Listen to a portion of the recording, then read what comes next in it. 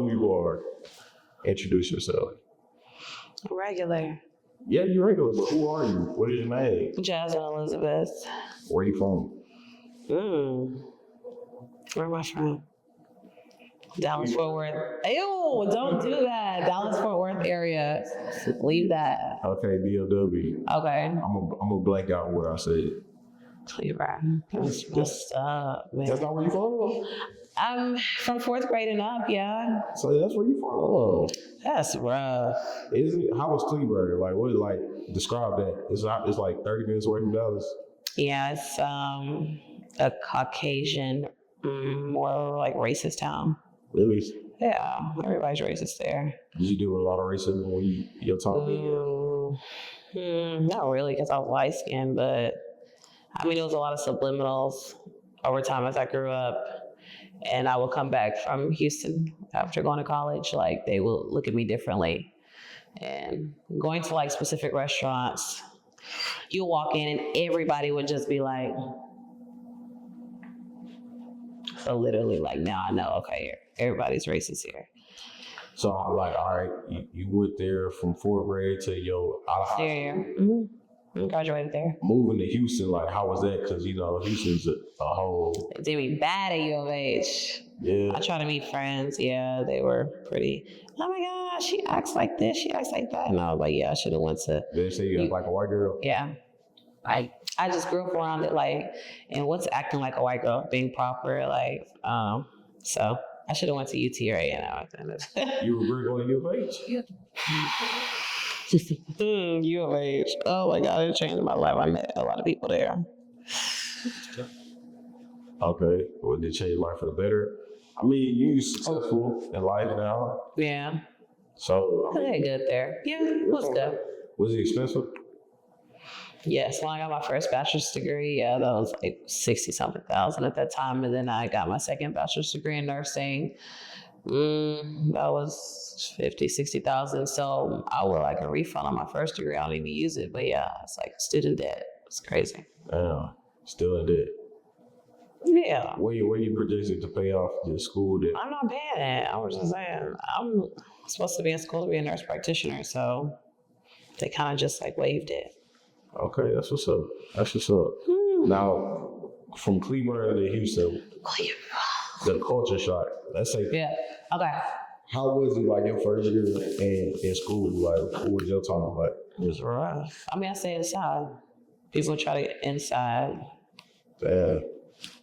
All right, now when it comes to like, you know, like you ain't go out to the parties, nothing. Did you play it? I did an alpha pageant thing, and then like after that, you become like sisters with the alphas, and then you kind of like some people pledge AKA, but I wouldn't go anywhere like enough to become, yeah. So you think you like, what's the word? Can't think of the word. My word. I'm not an introvert. Just don't like being around a lot of people. Like, okay. Now you go to U of H. You in school. Like, did you already know what you wanted? You went for nursing off the rip, or? Oh man, yeah. I went for nursing off the rip, but at that time they didn't have like a nursing school specifically. It was like a program with like UT Health and U of H. So like you do your first 2 years at U of H, and then you just transfer into the UT Health program for the next 2 years. Okay. So I should have became a nurse earlier, but yeah, stuff happened. Yeah. All right, now, shit, you in Houston, you by yourself. How often are you coming back this way? To Dallas? Maybe just for like special occasions, like to support people or like weddings, events, stuff like that. So you done with the DLW? It's not true. I wanted to move back here, but it's a lot of memories here, so I kind of feel like just stay in Houston for a little bit longer. I'll show you. Now, for a lot of people might not know you lost a boyfriend at a... Oh, no. You can't do that. Yeah. If you want to talk about it, we don't have to talk about it. You know what I'm saying? But rest in peace, JT. We actually... That woke me up. we went to a movie premiere earlier today, and it was near, where he actually passed away. When it comes down to like these, do you feel like have you healed from that situation? No, every time I come here, it just feels like I'm going back to 2011. Yeah, I just wonder if I'll ever like truly heal from that. Yeah, that's like the same street, the same route that I took to the hospital when he, was bleeding out. So it's pretty tough. So I can see it, vividly all the time. You were there. Yes, I saw him get killed. Never knew that. Mm-hmm. Damn. Yeah, you didn't know that? I swear I didn't know that. Yeah. I swear I didn't know that. Damn. So, I ain't gonna lie, that's very traumatic. I mean, I've seen people die before, but everybody handles stuff different. That's somebody you're very intimate with. It's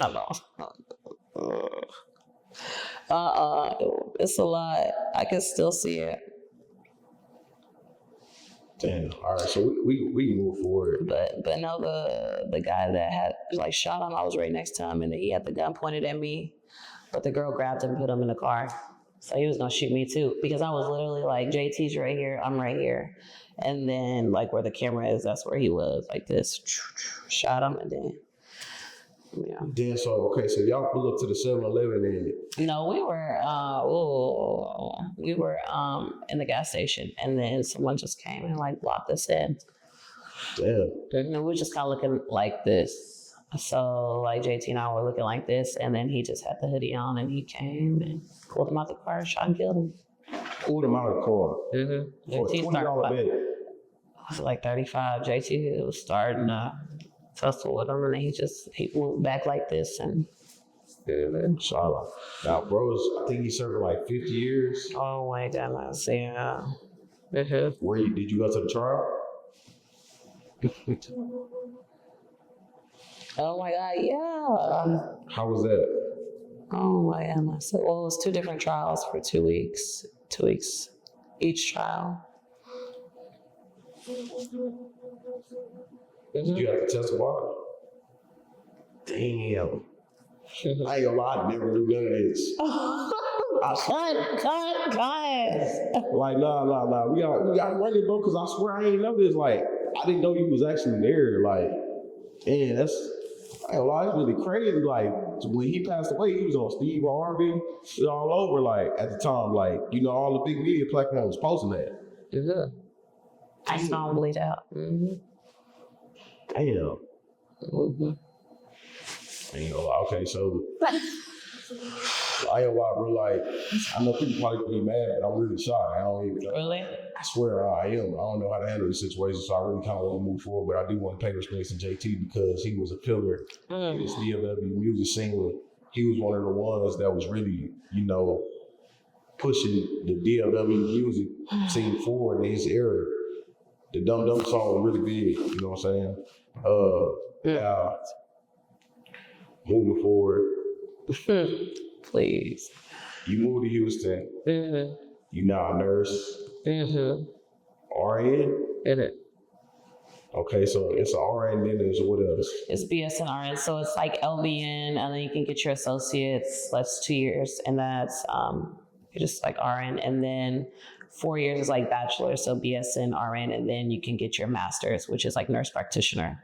You can get your PhD doctoral, and that's the highest that you can go. Yeah. Are you aiming for that? I mean, I feel like I'm bored, like out of nursing school, so that kept me busy. I guess that kind of kept my mind busy and going. So yeah, now that I'm out of school and just doing nursing, I feel like it's not enough. So yeah. What you feel like you're missing? Just doing something all the time. Like, I don't know, just learning something new. So typically you work 12-hour shifts in the hospital? Yeah. What are you seeing coming through the hospital? You work in the trauma unit? Yeah, I worked at a level 1 trauma center at the pediatric ICU. Okay. at Children's. So, I mean, everybody will be life flighted there. The most crucial, Have to do on a helicopter. yeah. And we're getting patients, I don't want to really say it, but I've seen a lot of, brains and, the head. But these are all kids, like maybe 2, 3 years old, 4 years old. They fly out the car, and can't really talk HIPAA violation, but yeah, it's just like each day I got out of that setting because each day, literally, I come to work and you're just keeping a body alive. Like they're already, not alive anymore. So you're just keeping them until the next process happens, or like organ donation, or just like, you're putting people in body bags like little kids, tags. It's really like dark, So that's why I was just like, every day by the end of the night, usually the patient's no longer there. So they pass away like on your shift, and you're just like, you got to do it again the next day. It's like a new patient because you get the worst of the worst. You get them at the end, and you're like the ICU. Like in Houston at the medical center, we're the last resort before they're no longer living. And 10 times out of 10, they're not going to make it. If they go to that unit, we're just looking like, okay, this is the end. So how can we get the family comfortable? Yeah. So I was like, how did I go from the JT situation to ICU? But that's all I knew was trauma. So I worked well in trauma. So Worked well through that. I mean, that's how, I think I stayed sane, was literally just helping people through the same situation that I went through. And I think my first, I can't say that, but there was specific patients that had similar things like done to them, like JT. So like the way, that he, bled out, I kind of seen that in other areas. And I was just on the other side this time. Like I was actually the nurse, telling the parents, hey, this is what this is, and this is how this looks. So yeah, that's why I got hired in the ICU actually. So well, yeah.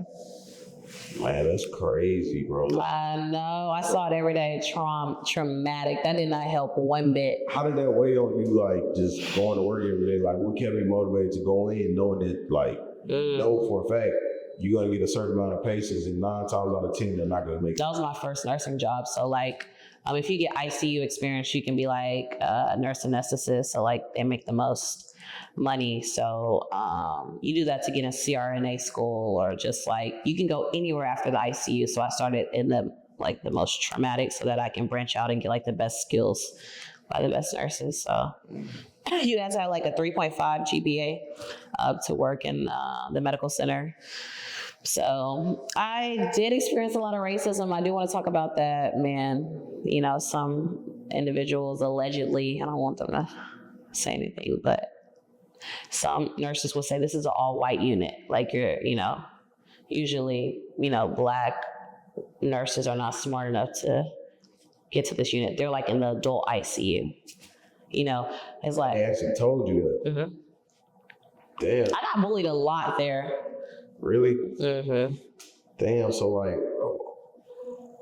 who's in charge there? Like who's the head of that unit? The doctors, or how does that work? There's like nurse managers, chief nursing officers, and then it's like medical doctors, and then they're like the head of the staff. Not everybody's racist there.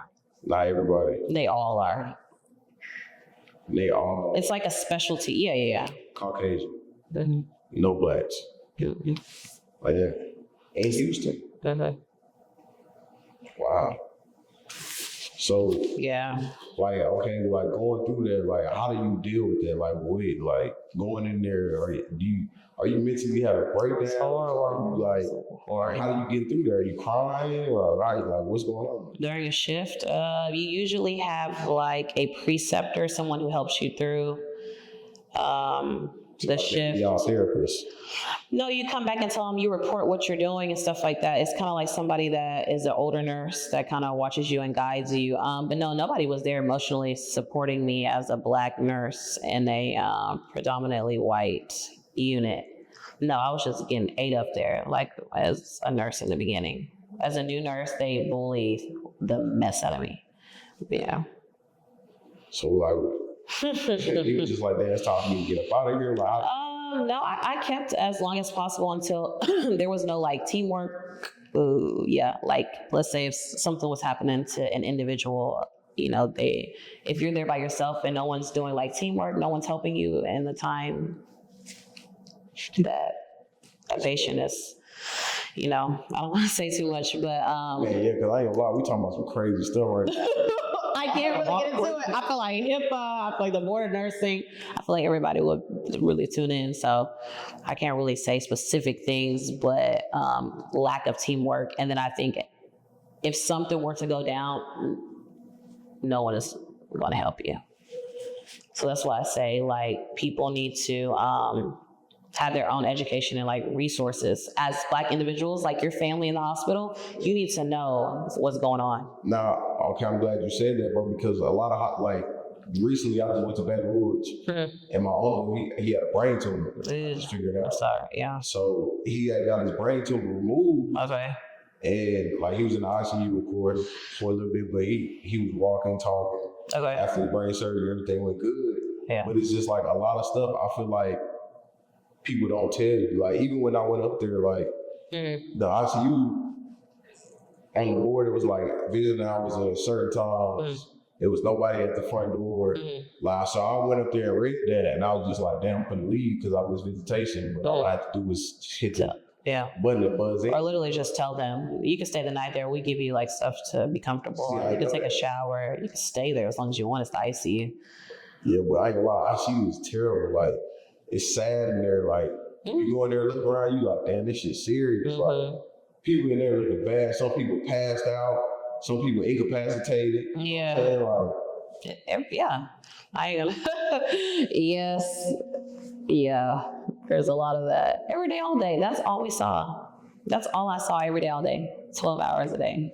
Yeah. So. Right. Yeah. That's a lie. I'll tell you off the camera. Yeah. Do you feel like it like going home, like Here? family? Nah, just after work. You know what I'm saying? Like, I mean, I don't know if you have. Well, I didn't go home, so no, I had no one to. Nothing.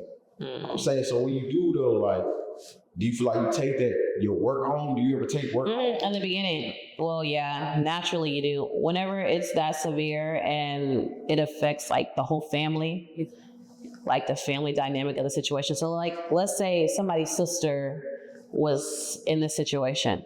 The whole family comes running in. You think about if you had a sister or you get a phone call, hey, all your kids are paralyzed from an accident, for an example.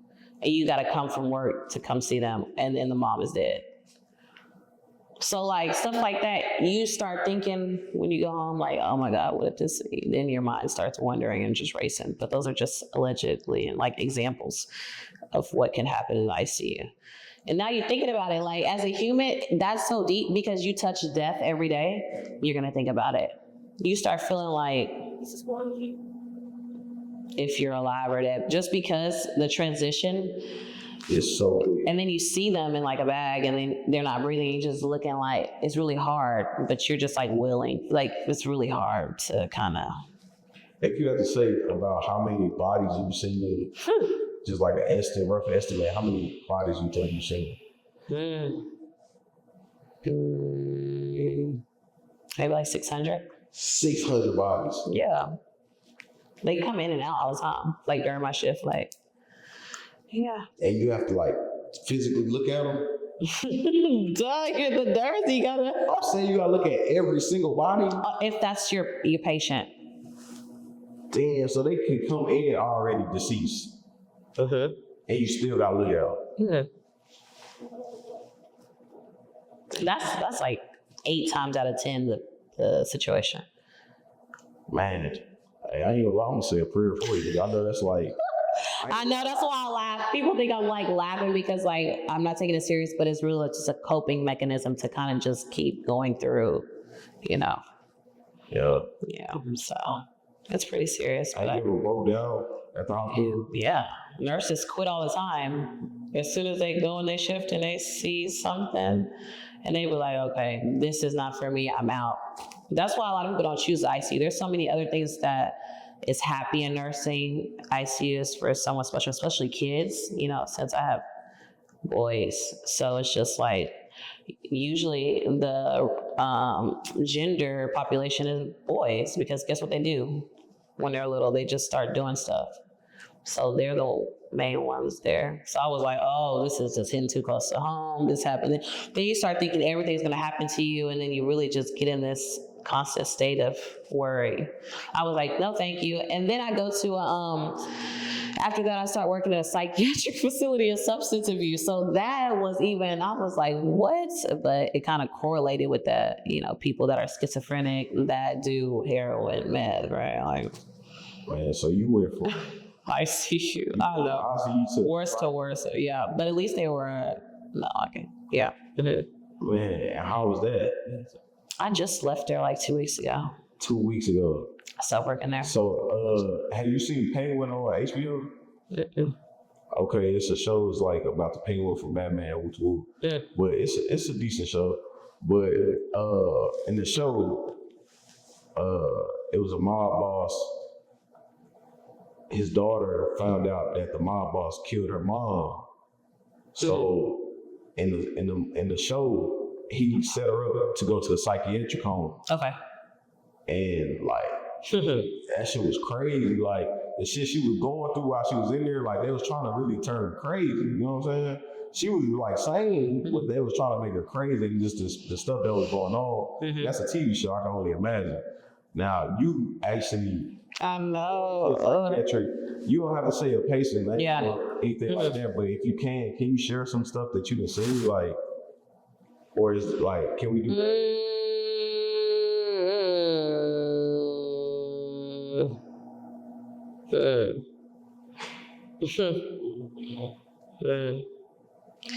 Oh no, I think it's gonna give detail. No, I think I've heard people talk.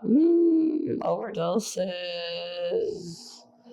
How common are overdoses there? Mm.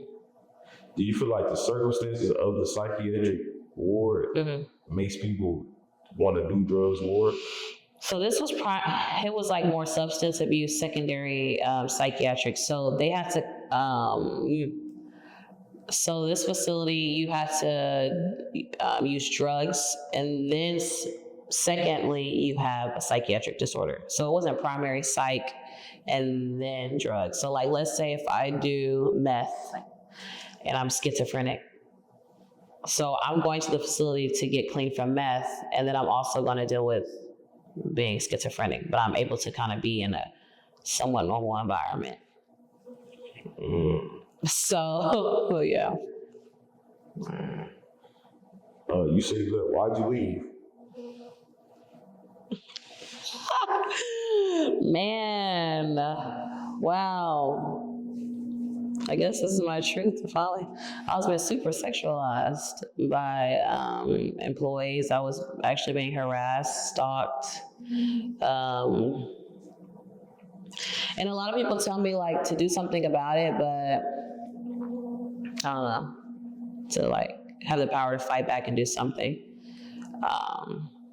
But literally this guy stalked me. Oh, he knows who he is. Would stalk me. His wife called up there and said that she would kill me because he will always like be on my IG. She was screenshotting like, who is this Elizabeth girl? She knew what times I worked. And then every time I came into work, that guy would be standing like in the front. So when I walked in and then when I left. So it got to the point where it was just so uncomfortable at work. Like anytime I would just go to try to be a professional, they would sexualize, and you know what I'm saying? So I just got tired of it. Just never went back. I never showed up. What is 2 weeks notice at Atlanta? You just left. I mean, I wanted to. I asked to go part-time, and I asked to go. I didn't want to work full-time. I wanted to go part-time to kind of help. And they were like, they're going to give me the LVN salary, which is, I have 2 bachelors. So it's like, I'm supposed to be in leadership. And they were just trying to decrease my pay. And I was like, I can do entrepreneurship and not have to deal with this. So. Damn. I know it's a lot. It is a lot. Like now, you always been who you are. You know what I'm saying? You always been a good looking woman. What made you want to go the BBL route? What? Oh, come on. Like, I haven't even shared this with what? I swear. I neither confirm nor deny that question. It's gonna be on my YouTube channel.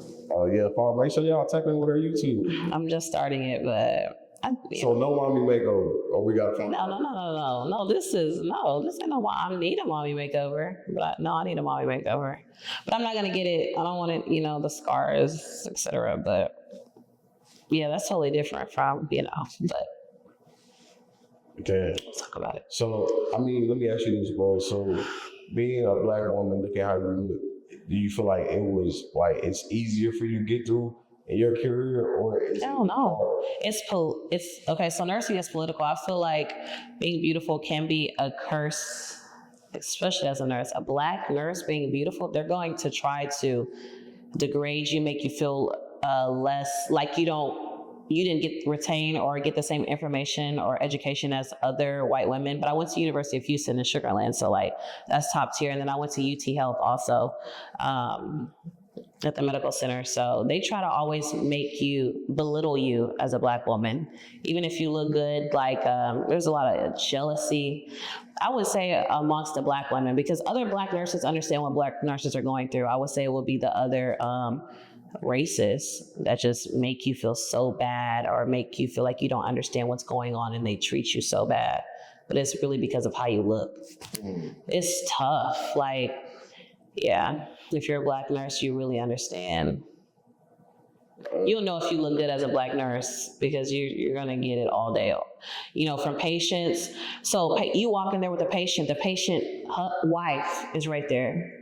They automatically, I want another nurse, or like they make you feel uncomfortable. Oh, she would, it can be like, oh, she was leaning over my husband, or like, if you're beautiful or something, she'll say, oh, she didn't. One example is someone said that I told them that I was not taking my lunch break, and a patient was deteriorating severely. And they were just saying, oh, she didn't tell us she was taking a lunch break. So then that falls on me, that patient. When I told them I was taking a lunch break, yeah. They can just lie on you like that, and then it could be he say, she say, and they look at you as like, she's beautiful. How did she really become a nurse? So it's really hard for them to believe educationally, like, is she really smart? She became a nurse because of this way. Damn. So I became a nurse just to even get treated worse. I was like, bro, I could have just did work for myself from the beginning. So you don't think it's worth it to become a nurse? Yeah. It depends. Yes, it depends on what you're trying to do. If you want your own practice, if you want to. I like nursing. It's just political. Yeah. So what's your aim though? For nursing? Mm-hmm.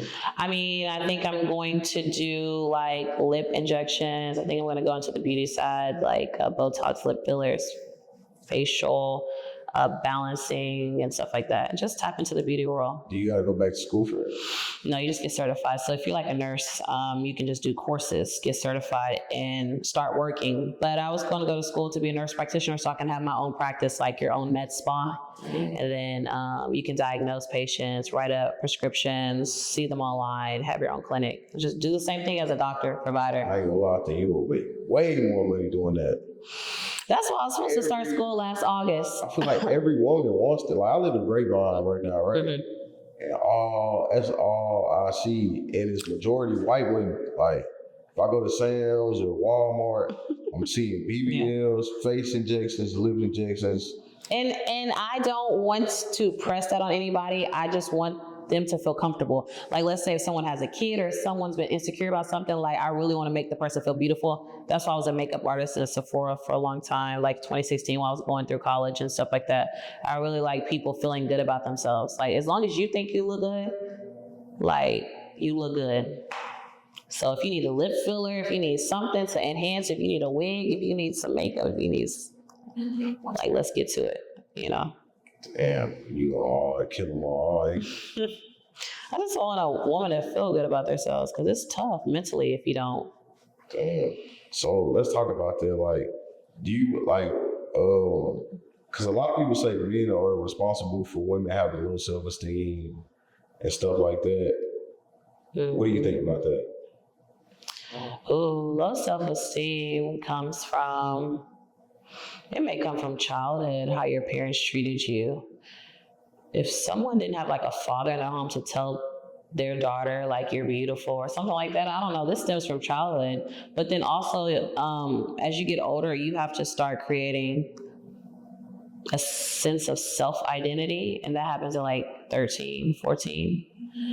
And I think everybody is responsible for their own esteem, obviously. Men can be an influence, but it shouldn't be because of something or because of somebody or because of a situation. Like, everything has to come from within. So I don't think that men are the reason for a woman's low self-esteem. They need to look in the mirror and shit. If something's wrong, like, okay, get your money up and go get it fixed. Like, I don't know. Real talk. Yeah, like. Now, do you think you have low self-esteem? I don't have low self-esteem, but I don't have low self-esteem. I just have a lot of awareness that creates separation with a lot of people.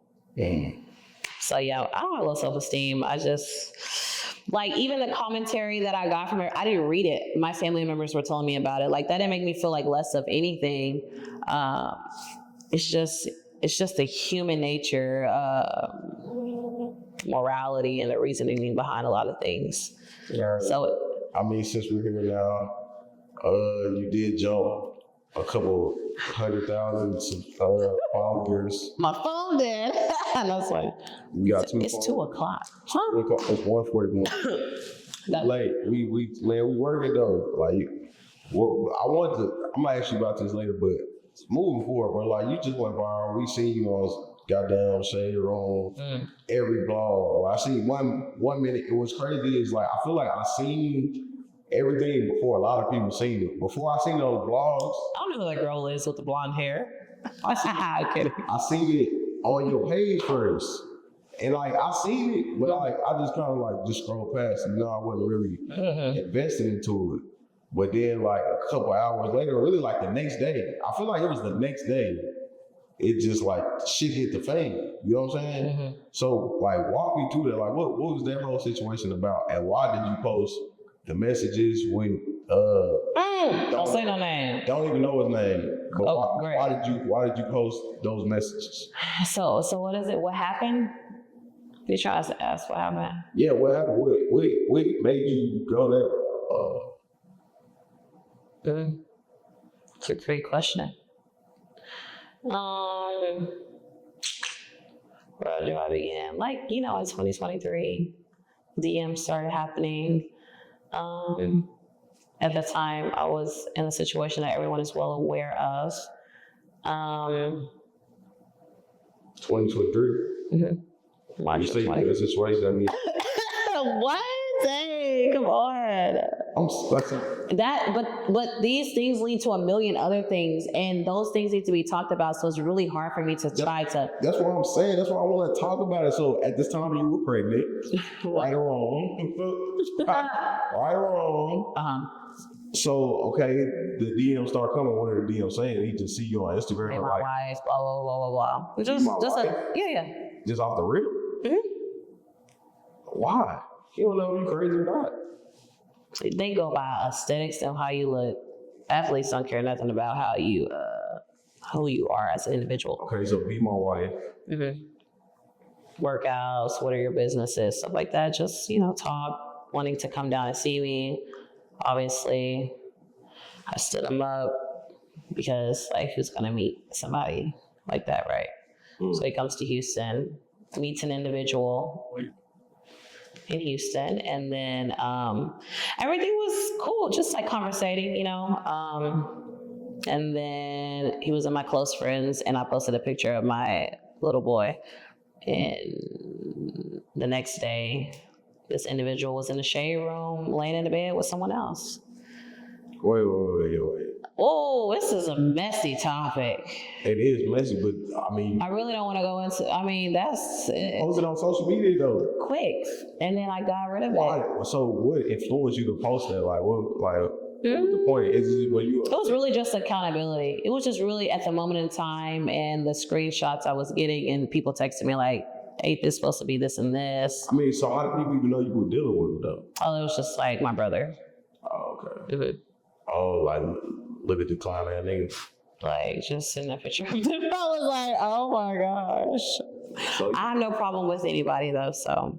nah, I ain't gonna lie. When you posted what you posted, it went viral. Like I said, it's on every blog site. I seen it on every blog. So I'm like, God damn, like what's crazy is like I seen this the day before. Like I seen it. Like The before and after. you know what I'm saying? And People, people feed off negativity, but go ahead. I never expected it to go that big. Now it did what it did. And Dallas artist, Asian dog, she chimed in. I don't know if you seen her video or not. I've heard about it, but no, I'm not gonna. Here you go. I don't have any problems with anybody. I mean, I don't think she had a problem with you, but she was just like, women are getting out of line. Women are too comfortable speaking on certain things like that. Do you feel like you were out of line for doing it, or do you feel like that's just your truth? I feel like if an individual's women can't really speak about other women unless they themselves are walking the correct path. So I think a lot of women have a lot of trauma, and their upbringing and their experiences shape them into the response that they give in a crisis situation like that. Like, let's say I have a guy and during the situation, he makes me feel like this and I respond. The way that I respond is the way that I grew up, and that's the way that I know how to cope and adapt, and that's the way that I respond versus another woman who goes to the same situation and responds differently. So when a woman gets to talking about this is how you should be, or women should be like this, if you're not a healthcare professional, you can't really just speak on that. You're just speaking from a lack of knowledge. So I'm not, responding to that or gonna give any commentary on that because you get it. There's no point. I think every woman needs to go to therapy, and everybody, should focus on self. But at the end of the day, it was just accountability and just posting, with social media. And I think people love negativity. And I think that people love to try to create a picture and an image of somebody to make them feel some type of way so that they themselves can gain strength and power from it. Yeah, okay. No, for sure. Like everybody trying to capitalize off the social media. So I was like, sure, like whatever gets you paid. Like I think everybody should get a bag. So. No, I feel it. Now, do you think you were clout chasing in that situation? No, because never mind. He is like here compared to the DMs, but I will never expose, but that was just a situation of accountability because he was going back and forth. Like, stuff like So you were entertaining it though with the back and forth. But I didn't. No. But I didn't know like the shade room posting in the beginning. Like, you say that he was going back and forth. We'll break that down. Just trying to like say I miss you, I miss this, I miss that, sending me stuff, and then next day posting. So what's that? I don't know. Have y'all ever met? Swear than that. So what did he miss? Huh? What did he miss? Like videos, pictures. Oh, you sent him videos and pictures? Yeah, Oh, you paying for videos? You gotta be smarter than that. Who's gonna meet an athlete in person? I mean, a lot of people meet athletes in person. Yeah, for a transaction. If I can get a transaction online. For a transaction, it's online versus in person, and I'm the dumb one. But anyway. Wow. I salute you, but I ain't like, damn, so you can't really, would you ever really take an athlete serious? I mean, can I not? Will I take an athlete serious? Everybody's different. I think that athletes that are maybe could be 30, right? In the excuse my wording. So there's difference between an athlete that's 20, 21, 22 coming into being a rookie, they're going and they're coming into their prime, they're climaxing, coming down. The ones that are coming down, maybe like they're 30, 31, 32, 33, they may have lived that life already and have learned like, okay, I've done all this and this, but it still gets you here. It's very vain, it's very superficial, it's very transactional. If they're 30, 32 and going to the end of their career, they probably will take things a little bit more seriously. They were once the best athlete, but they see themselves getting injured. They see themselves like sitting on the bench maybe, and then reality starts setting in. So then that's when they can get a little bit more serious. Or they already have kids and they just know what life is like, or they struggled before. Like it's a lot of things painted around why an athlete is an athlete or how they became one. And I think that dictates if you could take them serious or not. I know. So it's case by case. Damn. So like, let's say I'm third. What's your type? Like, what you going for? Are you going for athletes, or are you going for doctors, or are you going for lawyers? I'm not necessarily going for any. I feel like I have my own education. I feel like these are the individuals that I attract. I mean, never once am I sending a DM to an athlete or like a rapper or just a lawyer or doctor or anybody like that. I'm not sending them. They're sending me. I'm just like, oh, okay, this is this. Okay, that's cool. You know what I'm saying? So like, bro, like being like you should see them, my DM. Y'all make your DMs crazy. But I mean, that doesn't mean anything. But it's just going to show that even though the world say this about an individual like me, at the end of the day, those type of people want a certain type of person, and so a lot of women get mad because they don't fit in that category. And so when a woman does fit in that category, they try to make them downplay them. But that's how I feel in my situation. They try to downplay me, say this and this, but they forgot I was a math teacher, academic advisor. I had a first degree using that. Then I got my nursing, and then I became a nurse and did all that stuff. So it's just like I had an education background and career and all these things. And that is initially in workout videos that attracted this individual to me. And then I started doing everything else. So it's just like they try to downplay it. They never talk about that part, I mean, you don't show that part either. I don't, because that's not what monetizes. That's not what gets the vain world eye. So this is what is happening on social media, but that has nothing to do with me in real life. They've never heard me talk on social media. All you see is a 5-second Cliff workout video, and they think they know everything about me. Which is cute. Keep it up. I'm in my own world, watching my own show. Like, yeah, it's cool. I mean, so how much of social media do you show of your real life? Like, you have to give a percentage. 1%. Just working out. Yeah. That's it. Looking cute, like, okay, this is what I did today. I shopped today here. Okay, here's the angle of this. Boom, I'm gone. And then I only really look at my page and just see the statistics off my page. So I'm not really into that. I put my stuff on and I get off, and then I see this how many views you got. And I'm like, okay. And then IG tells you what you need to do. So I just literally go, this got you this many views, and do this again, keep this, achieve this, receive this. And I literally just follow the system. Yeah. That's it. Really, it's nothing. It's nothing. You're playing a game. It's just literally playing a game. Like somebody plays the game on the basketball court, I'm playing the game on IG. Like it's nothing serious to take. Like you go on my page. So the Instagram model? I don't like that word. Oh.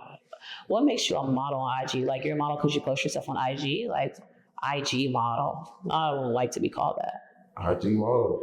You don't like to be called that? So I was like, Torrey influencer. It's my homegirl. She Instagram model. Why can't you say like nurse? She's an RN, sophisticated woman. She was a math teacher, you know what I'm saying? She was an academic advisor for a college. Like, why can't you, But that's all they know. Once they see you look like something, a certain image, that's what you are. It don't matter what you do in this life. Have you ever been in a video? Like a music video? Have you ever been in a video, Lisa? Shut up. Would you ever be one? Everybody has a price, so I'm not gonna be like, but probably not. Okay. Probably not. Probably not. Oh, for sure. So like when you did the Instagram thing, it was just solely off of like you just try to monetize being content? No, I didn't try to do that. In January of 2023, one post went viral. That was it. So one post went viral. In the gym. And I just was like, oh, okay. I was like, oh my God, I'm gonna get my first 10K views. It was like 9,143, 9,000, and then it went to 10K, and then it just started jumping.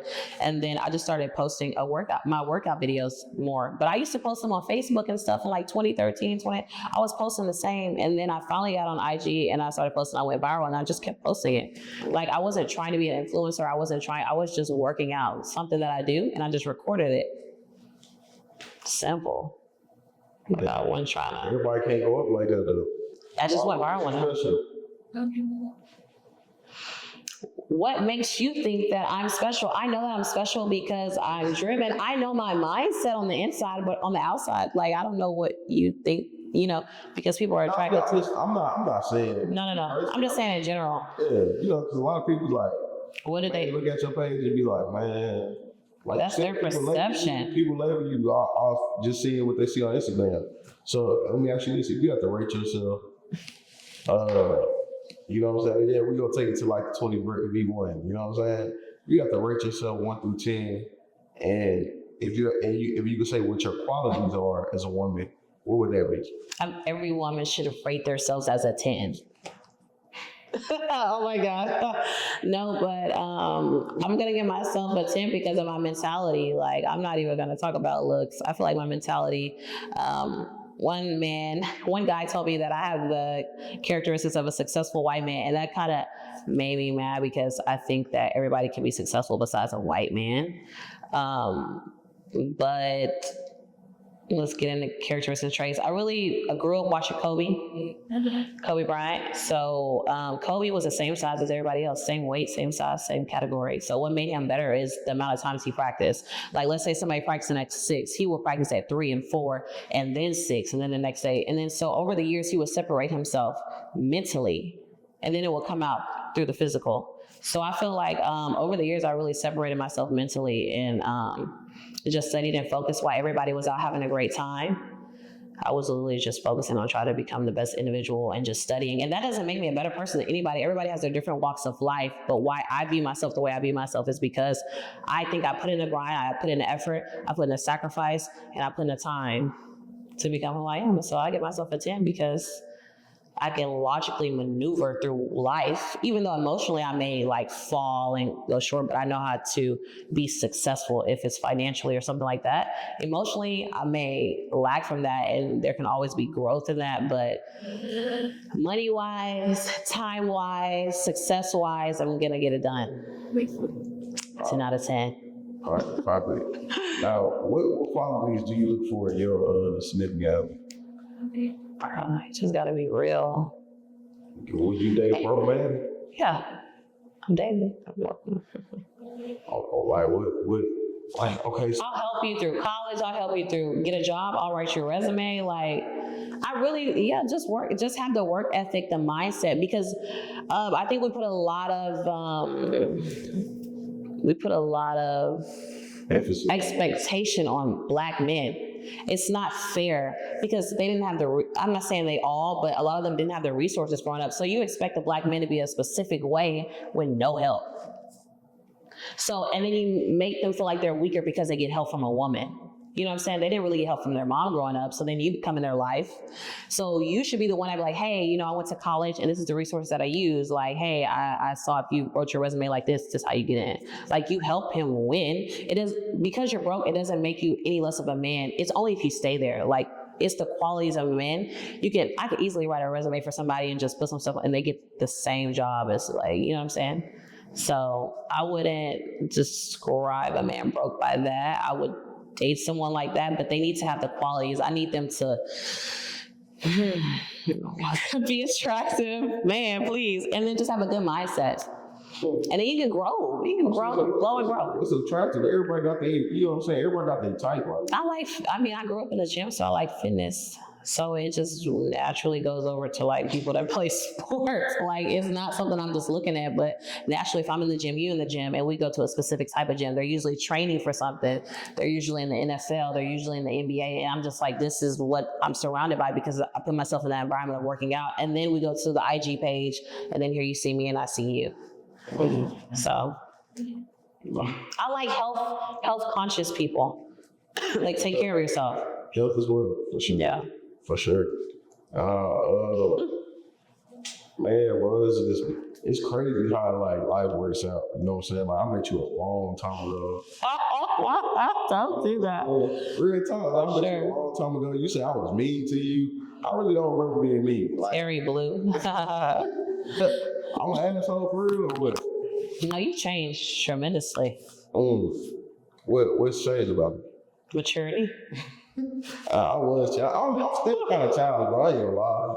I'm still. You were mean. You was so mean. I remember, all white town. Then I would visit someone and I would see him and he would just be the meanest. And I would think that all black guys were like that. I was just so terrified on the inside, like, oh my God, he's gonna say something about me. But and he would just go in on people. So I would just be like, oh my God, like he's so mean, like, Man, I'm glad I changed. I was mean, bro. You were mean, and I would probably cry. You know what I'm saying? You ain't crying, but I knew you ain't like me back then. Really? I can tell you, man, like, you was cool, though. One thing I can say, you was always nice. Yeah.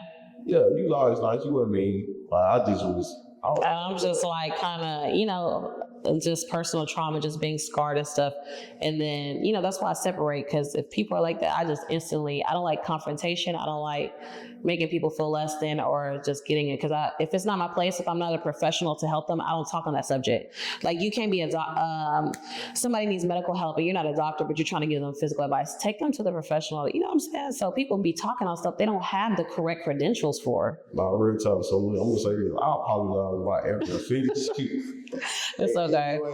You know what I'm saying? Like, I really was fucked up back then. I think everybody, and that goes like, and then we expect a black man to become perfect out of that situation. It's not fair for the black man or black woman. That's why I think that our community should really come together.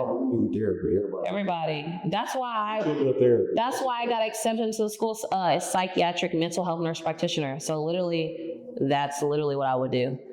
I'm able to do it to other people, but myself, being a messed up individual, not like that, but trauma with the JT stuff, and then just like after that, whoo, it's so deep. But I don't even get into my stuff. What helps me is being able to help others. You know what I'm saying? I'll get to my stuff later, because that's deep. Like, I don't even know how long it's going to take me. I don't even think I started my grieving process. Like, I had to think to myself. I went so low after hearing his song during the movie. I went so low. Like, I was just like, wow, no one can save me at that point.